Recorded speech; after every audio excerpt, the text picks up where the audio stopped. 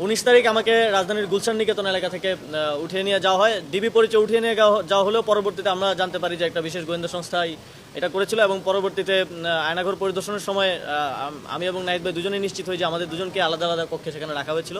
সেখানে আমাকে প্রথমত একটা ভিডিও বার্তা দেওয়ার জন্য চাপ প্রয়োগ করা হয় আন্দোলন প্রত্যাহার পূর্বক। সেটা দিতে সে সময় রাজি না হয় পরবর্তীতে আমাকে ইনজেকশন পুশ করে অজ্ঞান করে রাখা হয়। পরবর্তীতে যখন গণস্বাস্থ্য নগর হাসপাতালে আমি ব্লাড টেস্ট করি তখন ডাক্তাররা নিশ্চিত করেন যে প্যাথেডিন পুশ করা হয়েছিল এবং সে সময়টা অজ্ঞান করে রাখা হয়েছিল। পরবর্তীতে 24 তারিখ আমাকে সেখান থেকে ছেড়ে দেওয়া হয়। আপনারা জানেন তারপরে ঘটনা আমি গণস্বাস্থ্য নগর হাসপাতালে চিকিৎসা নিতে ভর্তি হয়েছি।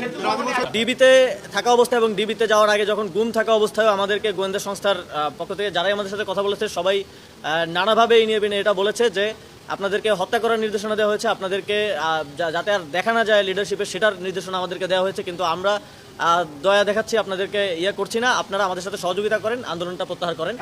নির্দেশনা ছিল সরাসরি প্রধানমন্ত্রী, তৎকালীন প্রধানমন্ত্রী শেখ হাসিনার পক্ষ থেকে। 19